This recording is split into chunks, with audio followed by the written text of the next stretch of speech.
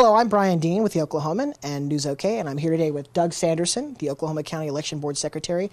This is what you might call Doug's busy time of year. Folks down here at the County Election Board do a lot of work coming up to the election. And Doug, if you could tell me, just start out, just how much work goes into these elections and how hard do these folks out here work trying to get this thing done and off without a hitch? Sure. Well, it's very difficult. The general public probably doesn't realize the technical nature and the logistic problems that can happen with an election. So we've been working hard for the last several months. I mean, really starting with the presidential preferential in February. We've really not had much time off since then getting prepared for this election. The staff, many of them have worked longer hours than I have. They've, until just the last day or so, been coming in at 6 in the morning and many times leaving well after 5 and working on weekends. We've worked the last 4 or 5 weekends. And so there's a lot of that goes into getting prepared for the election. And part of it is just having time that we can, focus on our responsibilities and not have, voters calling in, So we try to do a lot of stuff off hours, if you will, prior to opening at 8 and after 5 p.m. You guys have early voting starting this weekend, goes on through Monday. If you could tell me, are you guys expecting a big turnout for that early voting? We are expecting a big turnout. The latest figures that I have, we have about 415,000 registered voters in Oklahoma County.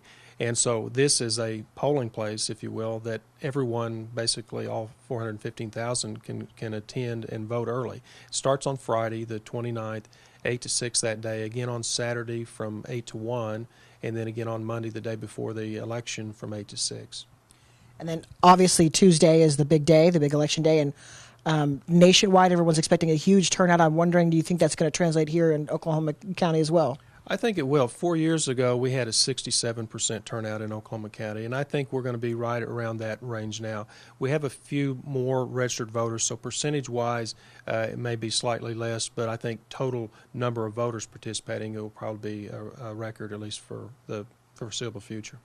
There's obviously lots of races down ticket. You have Senate races, you have, House of Representatives races, you've got all these state legislative races. How